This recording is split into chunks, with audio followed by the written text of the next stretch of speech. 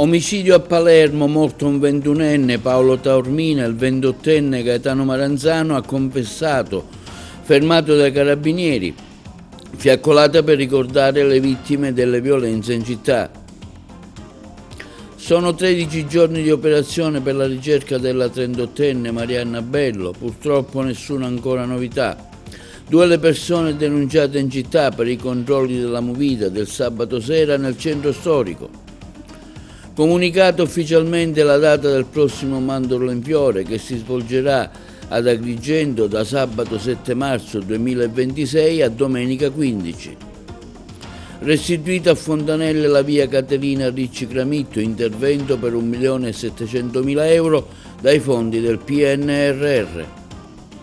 I 5 Stelle di Agrigento a convegno su un tema di grande attualità, la corruzione e perdita delle ricchezze per via della criminalità organizzata, intervento dell'europarlamentare Giuseppe Andoci. Convegno dell'Ordine dei Medici sulla salute dei migranti, nominato dall'ASP di Agrigento il direttore di chirurgia vascolare dell'ospedale San Giovanni di Dio e il dottore Salvatore Alberto Turiano. L'Agragas vince in casa contro il Noto, panoramica dei campionati di calcio della domenica.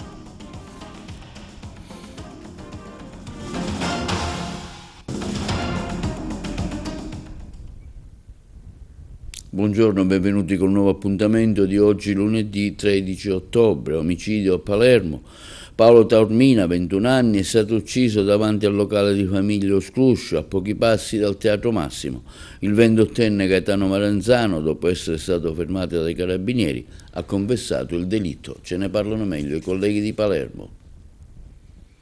A Palermo ancora una domenica segnata dal sangue, un omicidio nel cuore della notte intorno alle 3 ha sconvolto l'intera città. Ucciso davanti al suo locale a Piazza Spinuzza Paolo Taormina, 21 anni, il giovanissimo, colpito da un colpo di pistola sparato a distanza ravvicinata, era intervenuto per sedare una rissa di fronte alla sua attività. Sembra un vero e proprio pestaggio ai danni di un ragazzo. Il coraggio e il senso civico di Taormina però è stato annientato da un colpo di pistola sparato a bruciapelo. Il colpevole, Gaetano Maranzano, 28 anni, arrestato dai carabinieri dopo qualche ora allo Zen, ha confessato l'omicidio, giustificando il gesto, affermando che il Taormina avrebbe importunato la sua compagna. Un filo nero che attraversa la città e la sua provincia nel fine settimana della movida, partito alla strage di Monreale, dove a perdere la vita furono 3 ragazzi. Notti di violenza che si ripetono come nel copione di un film, protagonisti giovani armati pronti a estrarre la pistola e a farne uso senza capirne neanche il perché. La serata si è conclusa con una manifestazione spontanea per dire no alla violenza nelle strade, che ha coinvolto circa 2000 cittadini. Un segnale forte verso le istituzioni, alle quali è stata chiesta prevenzione, più controlli e maggiore presenza di forze dell'ordine nelle strade di Palermo. Stasera attesa una nuova manifestazione organizzata dai sindacati che si concluderà davanti alla prefettura. E sempre a Palermo una fiaccolata si è svolta partita da Piazza Politeama domenica sera dopo l'omicidio di Paolo Taormina per ricordare diverse vittime delle violenze in città, sempre i colleghi di Palermo. Come farò? Bravo, che bravo Paolo è uscito per difenderlo, uscivamo per difendere ragazzi, Vito ce ne sono una e mi hanno ammazzato mio figlio, io vedo morire mio figlio, ci spara davanti a me e io dietro, e mi cade mio figlio a te, sparato qua, ma come cazzo fa? Freddo, e poi lo muore. Dove stiamo arrivando? Io mi vedevo tutti i ragazzi, io ero lì la mamma di tutti i ragazzi non mi vede più, basta, vedete siete col motore. Io sono la mamma dei vostri figli e scendevano lì, me li guardavo. Mi metteva in mezzo e mio Dio mi diceva tu in mezzo ti devi mettere. E invece non ammazzare a mio figlio. Attenzione a mia. Siamo qui questa sera per una fiaccolata pacifica per Paolo Taormina, questo ragazzo di 21 anni ucciso barbaramente ucciso da chi? Siamo qui per dire cosa? Stasera abbiamo la rabbia dei palermitani per quello che è successo stanotte a questo ragazzo Paolo, un qualcosa che non possiamo perdonare. Ancora stiamo piangendo le vittime di Monreale, stiamo pensando a dove siano gli altri componenti di questo gruppo e siamo ritornati nella stessa situazione con uno stesso episodio. Stasera siamo tutti qui per dire basta a questa situazione. Noi continueremo a seguirla, arrivando anche al tribunale se è il caso, perché quello che vogliamo ottenere è un fine pena. Le scontistiche per questi reati abbiamo deciso di non accettarle più. Siamo qua per dire basta, per alzare la testa, perché è impossibile che ancora nel 2025 viviamo queste scene da Far West, da film. Non siamo più liberi di girare per strada o lasciare andare i nostri figli per giro per la nostra città con la paura che non possono più ritornare a casa. Stanotte è morto il coraggio. Sì, ma è morto anche a Monreale quando sono stati uccisi 3 ragazzi di Monreale, miei compaesani. Perciò si è ripetuto di nuovo lo stesso episodio. Noi alle istituzioni chiediamo, e stasera gli faremo capire, che non servono più solamente telecamere in città, perché un crimine con le telecamere viene ripreso. Serve deterrenza fisica sul posto, servono delle pattuglie fisiche nel posto, perché non ha senso riprendere un crimine quando potremmo benissimamente evitarlo. Quindi non ha più senso rimanere a casa aspettando con l'ansia, con la paura nello stomaco che i nostri figli la sera c'è il rischio che nemmeno tornano più. Quindi le istituzioni devono capire che adesso la giustizia e la sicurezza dei nostri figli non è più una richiesta. Stasera la pretendiamo, da oggi in poi la pretendiamo. Bravo!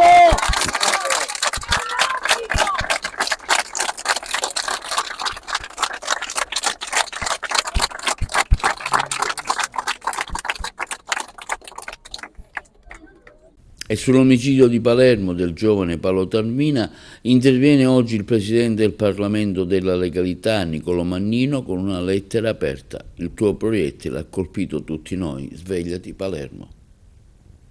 Naturalmente sono ore di angoscia e di dolore. Ho visto stamattina nei volti di tanti giovani smarrimento. Allora ho avvicinato il microfono del cuore, ho detto: un ragazzo è uscito armato di pistola e ha sparato alla fronte di Paolo.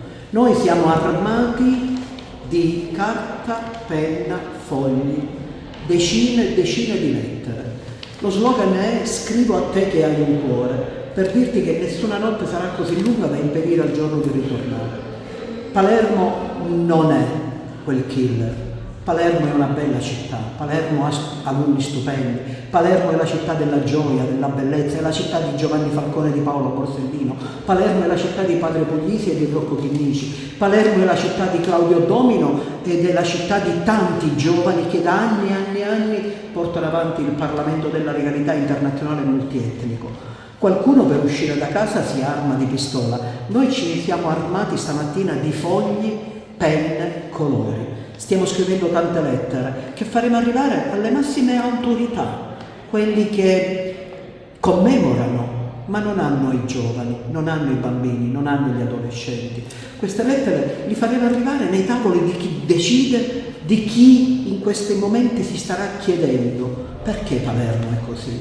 Perché i giovani hanno paura? Perché non fanno sentire la loro voce? Bene, noi non urliamo. Noi semplicemente abbiamo il coraggio, come tanti stanno facendo in questo momento, di prendere un foglio di quaderno, scrivere che cosa? Speranza, scrivere che il sole non si uccide, scrivere che non vogliamo stare a guardare, ma vogliamo dire da quale parte stiamo. E mi voglio rivolgere ai genitori di Paolo. Noi siamo il vostro cuore. Se potessimo mettere il salvalox della gioia e dell'amore, lo metteremmo con entusiasmo. E non vi sentite soli. Paolo vive in ciascuno di noi. A colui che ha sparato vorremmo dire: quel tuo proiettile ha colpito il nostro cuore. Ed è chiaro che in questo momento quel proiettile ci fa sanguinare, ma noi siamo più forti. Noi cercheremo di svegliare l'aurora e dire a tanti giovani che non devono avere paura di uscire da casa e andare in un bar, andare in piazza, andare al Politeama, andare al Teatro Massimo. Noi ci siamo e siamo presenti qui con tante lettere che sono il nostro passaporto della bellezza, perché Palermo è la città della bellezza. Te lo dico col cuore. Mi dispiace che trascorrerai i tuoi giorni in una cella, caro amico sfortunato, che non hai avuto il coraggio di aprire il cuore all'amore, ma ti sei armato di una pistola per dire cosa? Che sei solo, che adesso sarai anche disperato, e noi invece canteremo la bellezza della vita, lo vogliamo dire, perché l'amore nessuno lo può mai uccidere. E Paolo vive in ciascuno di noi e queste lettere lo testimoniano. Sono 13 giorni di operazione di ricerca della 38enne Marianna Bello a Favara. I soccorritori, grazie all'impegno del prefetto di Agrigento Salvatore Caccamo, continuano a battere palmo a palmo il vallone e il percorso del fiume Naro, alla ricerca di qualche traccia che possa condurre alla madre dei 3 figli. Un importante supporto potranno darlo i cani molecolari dei Carabinieri di Firenze, che sono tornati in azione. Si sta cercando di fare più in fretta possibile, ma sempre con la massima attenzione e scrupolosità, ma con la consapevolezza di tutti che le ricerche non potranno essere infinite. Dopodomani sono attese nuove piogge temporali su quasi tutto l'Agrigentino. Questo rischia di complicare ulteriormente uno scenario già difficilissimo. Non vi nasconderò che c'è scoramento tra i tanti che da giorni si stanno spendendo senza sosta per restituire Marianna alla famiglia, quanto dichiarato dal sindaco di Favara Antonio Palumbo. Non posso però non ringraziare ancora la città e il grande cuore dei favaresi. In questi giorni c'è chi ha portato cibo a sostegno a tutti coloro che sono impegnati nelle ricerche, scendendo anche in campo in prima persona. E nell'ambito dei controlli del sabato sera ad Agrigento, i poliziotti della questura hanno denunciato 2 persone, la prima nei confronti di un 25enne di nazionalità tunisina per violazione del provvedimento del Dacur, la seconda nei confronti di un 26enne che deve rispondere di oltraggio e minaccia a pubblico ufficiale. L'uomo, quando è stato fermato, aveva una bottiglia di vetro in mano e ha minacciato gli agenti.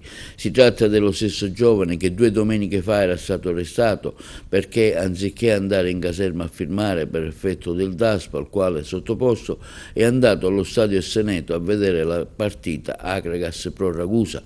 Poi un 19enne, anche lui tunisino, visibilmente ubriaco, è stato invece sanzionato per ubriachezza molesta ed è stato destinatario di un ordine di allontanamento. Per le prossime 48 ore non potrà rimettere più piede in centro città. La 78esima edizione del Mandorlo in Fiore si svolgerà ad Agrigento da sabato 7 e domenica 15 marzo 2026, così hanno annunciato il sindaco di Agrigento Francesco Miccichè, l'assessore al turismo, spettacoli, grandi eventi Carmelo Cantone e l'assessore alla cultura Sandro Montalbano, recentemente nominato al posto di Ciulla. Miccichè, Cantone e Montalbano affermano conoscere molto in anticipo e con certezza le date di svolgimento dell'evento Mandorlo in Fiore è fondamentale, perché consentirà soprattutto agli operatori del settore turistico di programmare per tempo i propri pacchetti e le offerte, comprendendo anche la meta di Agrigento. Restituita a Fontanelle di Agrigento la via Caterina Ricci Gramitto, un intervento mirato alla sicurezza e alla vivibilità del luogo. A comunicarlo è l'assessore ai lavori pubblici del comune di Agrigento, Gerlando Principato. I dettagli in questo servizio. L'assessore ai lavori pubblici del comune di Agrigento, Gerlando Principato, rende noto che con la restituzione alla città di via Caterina Ricci Gramitto nel quartiere di Fontanelle ad Agrigento si chiude un intervento di grande rilevanza per la sicurezza e la vivibilità di una porzione del quartiere Fontanelle grazie all'impegno del Zeno Civile e al corretto utilizzo delle risorse del PNRR. Abbiamo consegnato agli abitanti della zona una strada finalmente sicura e funzionale, realizzata nel pieno rispetto dei criteri ambientali minimi, del principio del non arrecare danno significativo all'ambiente e delle scadenze imposte dal Piano Nazionale di Ripresa e Resilienza.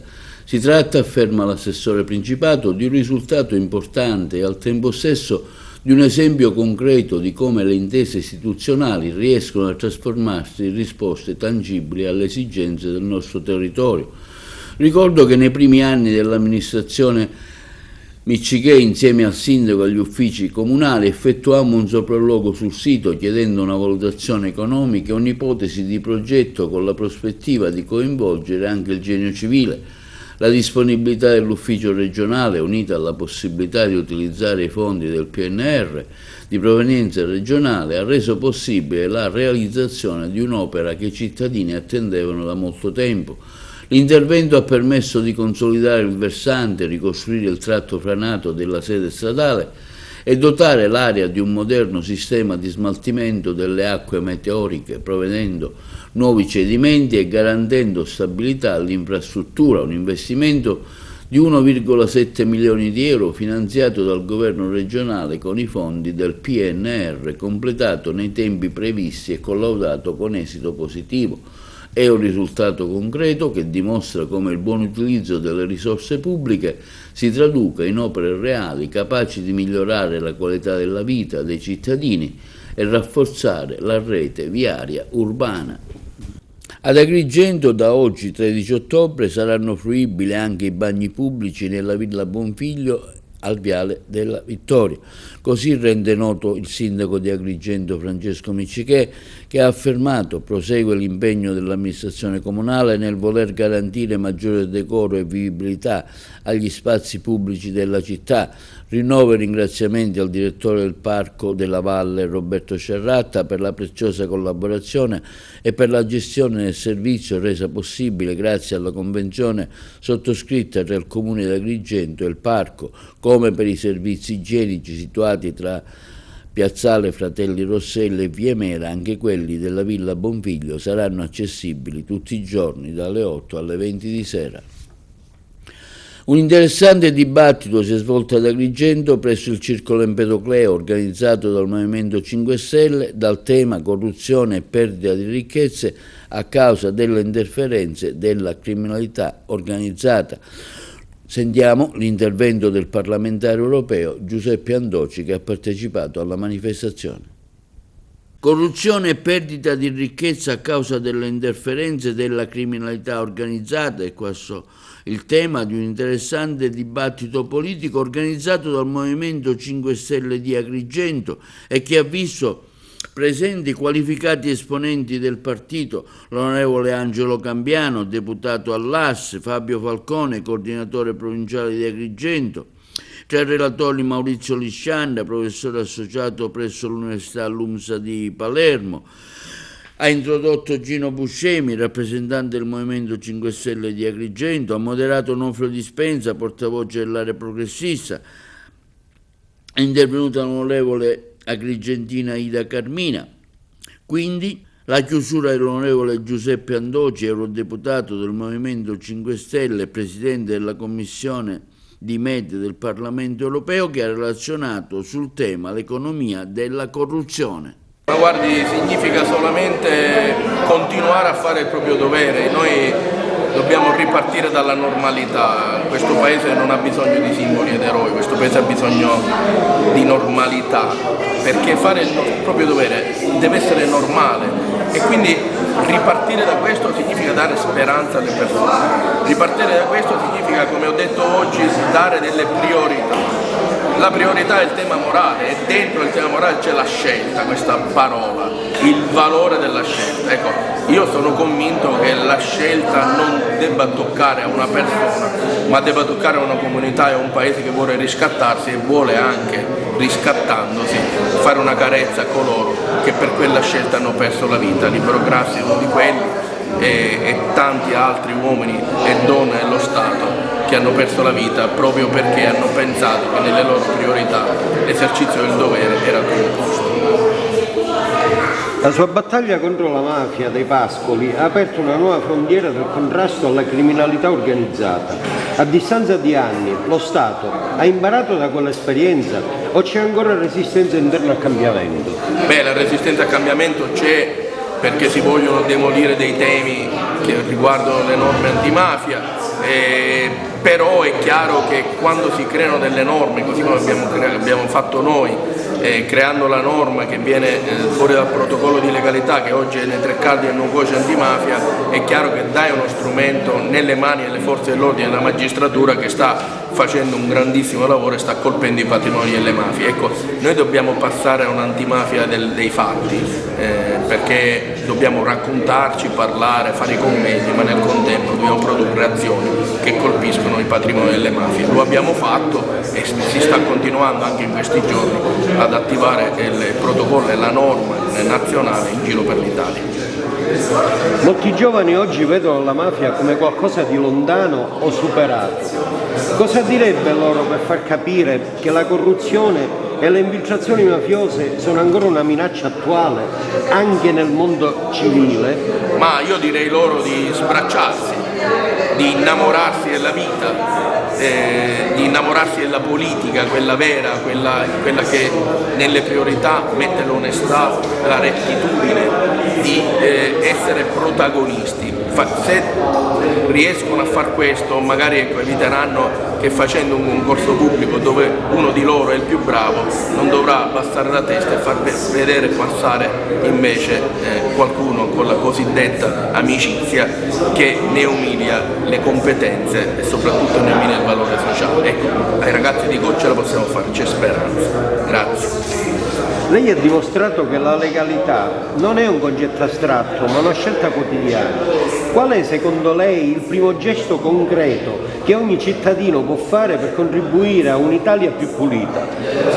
Deve fare una semplice cosa, deve rispettare la migliore normativa antimafia che abbiamo nel nostro paese, che non sono le norme antimafia le migliori dell'Europa e del mondo che abbiamo, ma è la Costituzione, è il dovere di cittadinanza dal quale nessuno di noi può sentirsi esentato. Ecco, questo penso che sia il messaggio migliore.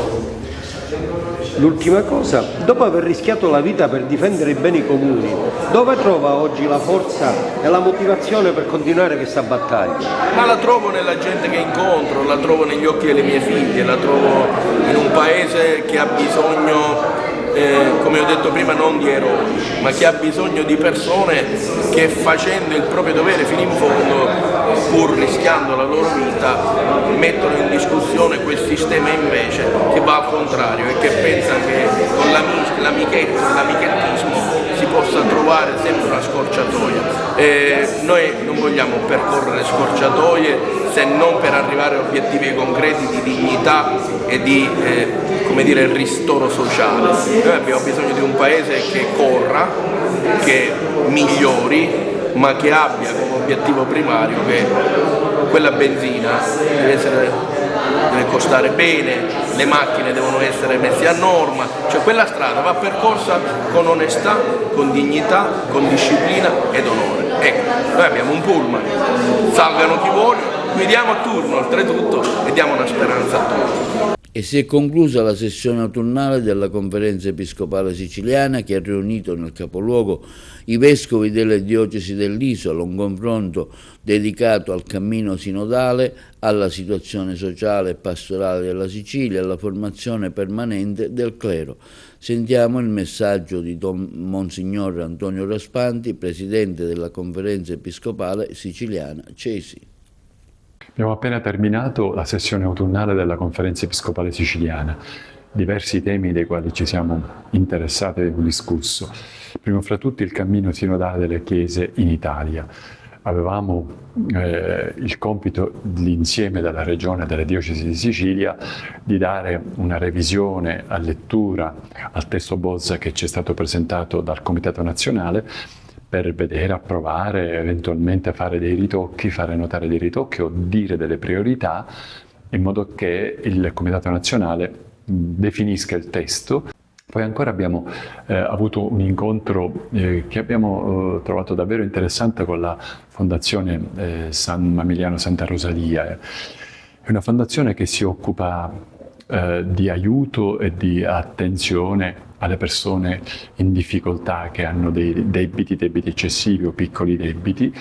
E l'Ordine dei Medici di Agrigento ha organizzato in collaborazione con altre associazioni 1 o 2 giorni sul tema prendersi cura dei migranti, la medicina transculturale, sfide e prospettive interdisciplinari tra l'accoglienza e la cura, che ha coinvolto anche gli studenti del corso di laurea in infermieristica del Polo Universitario di Agrigento, oltre che diverse figure dell'area sanitaria.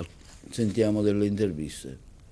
Quando il professore Di Marco e il professore Soresi ci hanno consigliato e ci hanno chiesto di fare un incontro che parlasse di multiculturalità, ci ha trovato subito pronti e felici di farlo. Quindi come Ordine dei Medici degli Odontoiatri, che ho l'onore di rappresentare, siamo stati subito felici di farlo. Perché?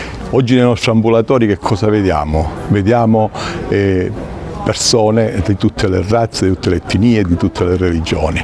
Ecco, e allora noi dobbiamo essere bravi, noi classe medica, a prenderci cura delle persone. Non dobbiamo pensare solo di curare le patologie, ma di curare la persona, prenderci cura della persona. E questo deve essere un compito, non un compito solitario del medico, ma deve essere un compito d'equipe. Ecco, è importante quindi che ci sia un approccio verso questa cura della persona assieme a tutte le professioni sanitarie, quindi felici di farlo e cercare di vedere anche, dare dei suggerimenti al sistema sanitario nazionale nostro per essere pronti ad accogliere tutte queste patologie nuove o patologie anche vecchie, però dove dobbiamo avere un approccio più mirato possibile. La medicina transculturale è molto importante e ha un valore assolutamente sociale, perché a prescindere dal colore della pelle, a prescindere dalla religione, a prescindere di tutto, noi siamo medici e infermieri, quindi del reparto sanità, che abbiamo orizzontalmente, trasversalmente, abbiamo a cuore tutta la salute di tutti i pazienti, a prescindere di dove sono, di quello che fanno. A noi interessa solo il benessere sanitario dei pazienti. Quindi dobbiamo mettere in atto tutta la nostra scienza, tutta la nostra sapienza, tutta la nostra umanità, principalmente per questi pazienti che a volte non hanno neanche mezzi di sostentamento per poter accedere a tutti i servizi sanitari. Quindi è nostro dovere, da medici, sanitari, da persone che si interessano al benessere sia sanitario che culturale di questi pazienti, a integrazione, a intrecciarsi sino ad ottenere la salute e fornire loro tutti i mezzi di poter accedere ai nostri servizi sanitari, che per fortuna in questa nostra ASP abbiamo sempre avuto un particolare accorgimento, una particolare tendenza ad includere tutti questi pazienti, grazie anche alla nostra direzione strategica che ci invoglia a far sì che tutte queste persone che hanno bisogno di noi hanno sempre la massima accoglienza. Oggi siamo qua ad Agrigento riuniti un po' tutti professionisti della salute proprio per trattare un argomento che credo che sia di notevole importanza. Ormai da diversi anni il nostro territorio, ma a tutto il territorio nazionale, affronta questa problematica degli immigranti, e gestirli nell'ambito sanitario è una situazione un po' complessa perché riuscire a comprendere la cultura di altri popoli diventa difficile se non c'è una preparazione. Quindi oggi il punto focale di queste 2 giornate di lavoro, che stanno prendendo ormai spunti da vari professionisti che si sono succeduti nelle proprie relazioni, sta venendo fuori un argomento importante, quello di riuscire gli ordini professionali a far sì di mettere in campo una formazione specifica per il proprio personale, quindi per quei professionisti infermieri, affinché possano avere una preparazione anche sulla base culturale. Quindi non essere solamente il mediatore culturale a trasferire delle informazioni di quella popolazione che noi accogliamo, ma bensì anche il professionista sanitario che sia nel grado di conoscere e capire un pochettino le difficoltà e i bisogni di queste popolazioni che arrivano. Ecco, questo è un punto importante, focale, che questi 2 giorni di lavoro stanno mettendo sul tavolo. Linea da regia per la pubblicità. E l'ASPI di Agrigento comunica che il dottor Salvatore Alberto Turiano è il nuovo direttore dell'unità operativa complessa di chirurgia vascolare del presidio ospedaliero San Giovanni di Dio di Agrigento, il neoprimario. Al termine delle procedure concorsuali è stato ricevuto dal direttore generale dell'azienda sanitaria provinciale di Agrigento, Giuseppe Capodieci, per la formale sottoscrizione del contratto con il quale assume l'incarico della durata di 5 anni. Longevità sicana, tradizione e memoria lungo le vie del cibo della lunga vita. Se ne è parlato nell'ambito dell'Olio Fest di Caltabellotta. Abbiamo parlato di olio valorizzando la gastronomia locale, quindi anche facendo delle visite nei frantoi, anche con un press tour dedicato per far conoscere come si articola la filiera olivicola. 3 giorni che hanno visto partecipare per esempio anche diversi bambini che si stanno predicando a progetti che hanno a che fare con l'olio, come anche le attività locali come quelle gastronomiche che con show cooking hanno comunque sia deliziato il palato dei visitatori, offrendo loro dei piatti dove quindi abbiamo valorizzato l'olio in tutte le forme possibili, e quindi continueremo ora con altre manifestazioni, diciamo, che hanno a che fare con la gastronomia in generale, ma partendo sempre dall'olio. Sono iniziative che ovviamente si legano strettamente con l'aspetto turistico. In queste giornate infatti sono state organizzate anche delle visite nei monumenti, il museo, è stato presentato un progetto turistico che ha a che fare, diciamo, con tutte le caratteristiche di Caltabellotta, quindi da quelle storiche, culturali e monumentali. E quindi attraverso questa offerta che si articola grazie, diciamo, anche all'attivismo di diverse realtà locali, si cerca di mettere in rete tutto quello che ha a che fare con Caltabellotta, quindi dall'olio alla storia, alla cultura e all'accoglienza turistica che, diciamo, fa da contorno. Abbiamo colto questo momento per ufficializzare Caltabellotta come Blue Zone emergente. Quindi questo aspetto della longevità, che per noi è importante, ma è importante anche tramandare attraverso i nostri anziani i valori, le ricchezze, perché sono custodi di tutta questa peculiarità.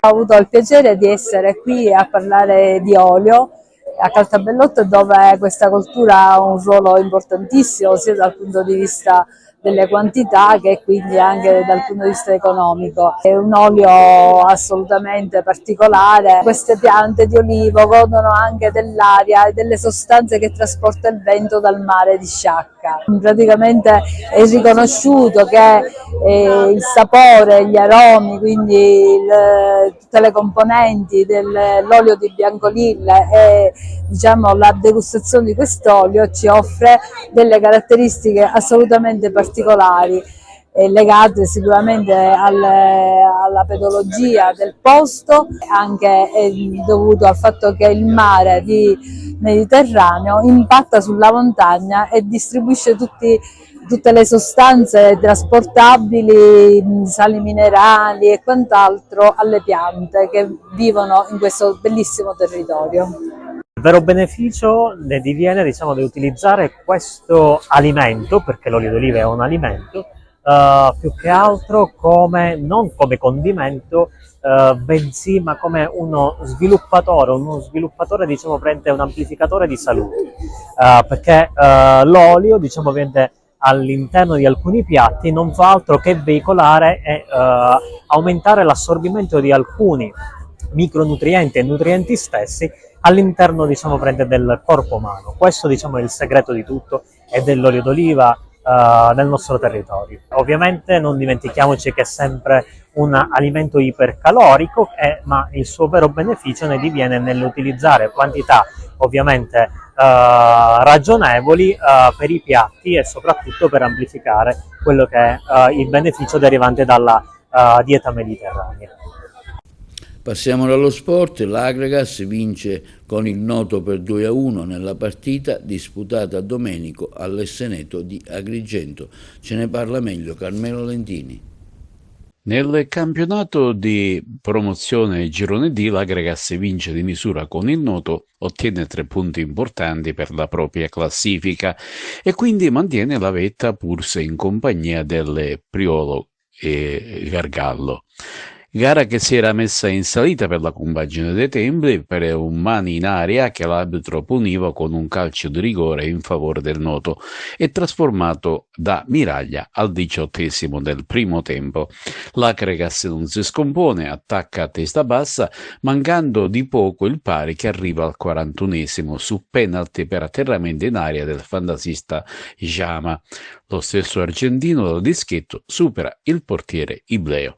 Con questo risultato si va a riposo e al rientro in campo al 55° un veloce contropiede di Tripoli permette all'Agragas di segnare la rete della vittoria. La gara si fa sempre più combattuta e in un duro scontro di gioco il difensore e ospite di Dio viene espulso. Domenica prossima si gioca la quarta di andata a Sommatino contro la Sommatinese, che è allenata dal tecnico agrigentino Mauro Micichè. Si assottiglia così la vetta della classifica di promozione Girone D, che da questa giornata vede capolista semplicemente 2 sole squadre, Agragas e Priolo Gargallo. Tutto questo in quanto lo Scordia è stato fermato in casa dal Serra di Falco, mentre il Santa Croce Soccer è stato sconfitto nello scontro diretto interno dal Priolo. Vince a Gela la sommatinese del tecnico Mauro Micichè, che proprio domenica prossima affronterà tra le mura amiche l'Agragas. Il prossimo turno il Priolo ospiterà lo Scordia, attualmente in seconda posizione. Nel girone A di promozione, dove sono presenti ben 4 squadre agrigentine, si sono registrati 2 sconfitte e 2 pareggi. I 2 pari che hanno interessato l'Aragona d'Aspra per 3-3 e il Gemini a Mazzara per 0-0 sono da ritenersi positivi in quanto ottenuti fuori casa e contro avversarie molto organizzate. Lo stesso non si può dire per il Casteltermine, che cede in casa 0-1 con il club Palermo, e la Margheritese che a Salemi pesca un 2-0. In sintesi, con il pari di Mazzara, il Gemini mantiene la vetta della classifica con lo stesso Mazzara e Partinico. L'Aragona si mantiene a 2 punti dalla vetta, mentre Margheritese e Casteltermini si ritrovano nella parte centrale della graduatoria.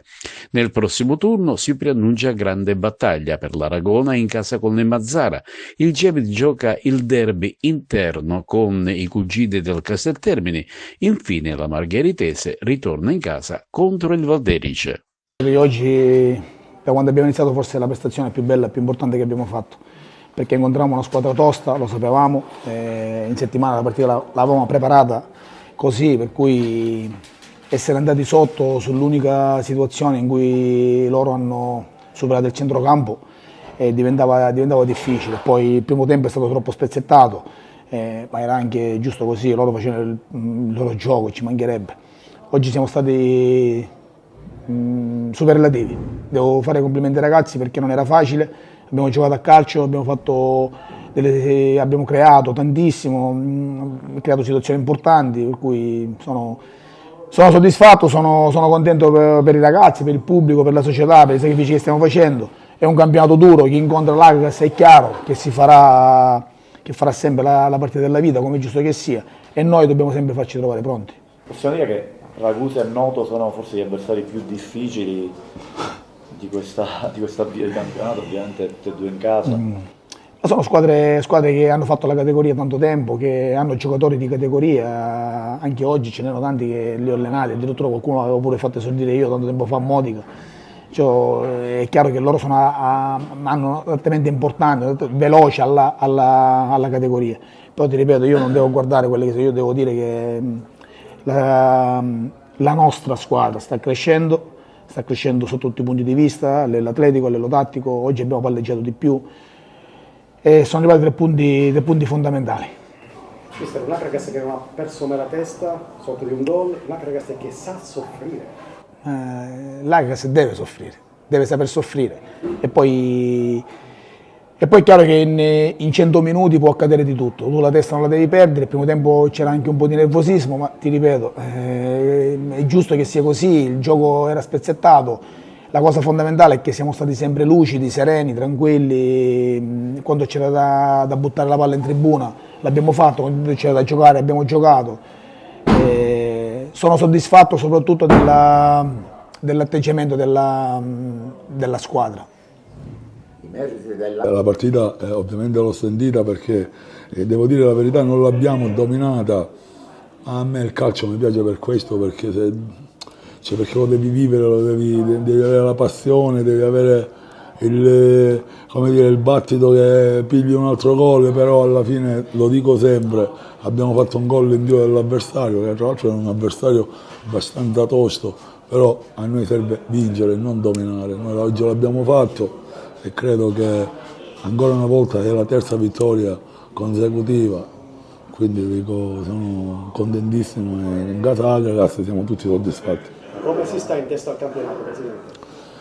Come si sta? Si sta che devi stare sempre attento, perché nessuno ti regala la vittoria, l'avete visto oggi con il Noto, cioè, non è che sono venuti qui per dire ok, voi siete là ragazzi, prego, nessuno ti dice questo, la vittoria si deve strappare, si deve volere, si deve prendere con le unghie, e noi questo abbiamo fatto oggi, quindi si sta bene perché noi ci abbiamo creduto a questa squadra, ci crediamo e vogliamo stare in testa. Presidente, inizio dei lavori all'Esteneto, l'Akragas dove si allenerà, dove giocherà in casa? Allora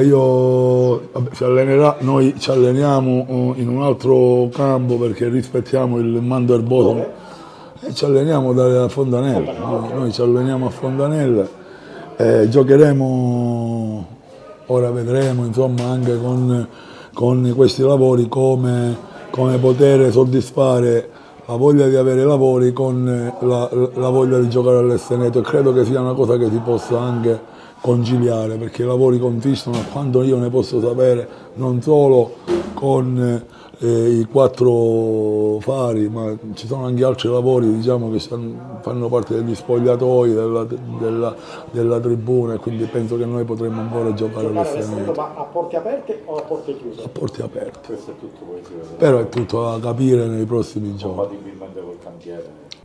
Vediamo ora un commento ai risultati della Serie D e l'Eccellenza Girone A, sempre curata dal collega Carmelo Lentini.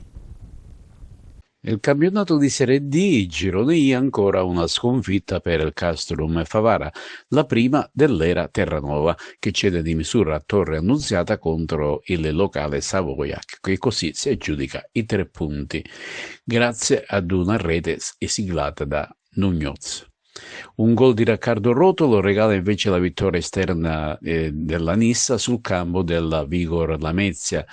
Inoltre una doppietta dell'ex biancazzurro Rechichi permette alla Cireale di aggiudicarsi la gara esterna sul campo del Gela. In classifica generale, malgrado la nuova sconfitta, il Castrum Favara si trova in una zona apparentemente tranquilla. Domenica prossima la compagine di Nicolò Terranova sarà impegnata nel derby interno con il Ragusa. Per quanto riguarda invece il campionato d'eccellenza Girone A, quinta giornata negativa per l'Unitas Sciacca, che sul proprio campo è costretto a cedere le armi ad un pimpante Castellammare per 0-1. Pari interno invece per il Camarate, che sul proprio rettangolo di gioco è fermato sul nulla di fatto 0-0 dalle Montelepre. Nell'anticipo del sabato il Licata invece ha ottenuto un pari per 1-1 a Partinico. Questi risultati maturati proiettano il Castellammare invece alla classifica solitaria, inseguita ad un solo punto dal Licata.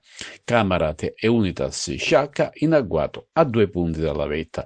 Il prossimo turno il Camarate sarà ospite del capolista Castellammare, il Licata ospita l'Accademia Trapani, infine l'Unitas Sciacca cerca riscatto a Piana degli Albanesi. E questo è tutto per l'edizione odierna di TV Notizie. Vi ricordiamo che i nostri programmi si possono vedere in tutta Italia sul canale 268 del digitale terrestre, perché alle Smart TV, in streaming sul sito televideagrigento.tv, il telegiornale sul canale 93 di Via Sicilia alle 15 e alle 20, con replica la mattina alle 9. Inoltre i nostri servizi si possono visionare sul canale YouTube di TVA Televideo Agrigento. E questo è tutto per oggi, vi auguriamo una buona serata.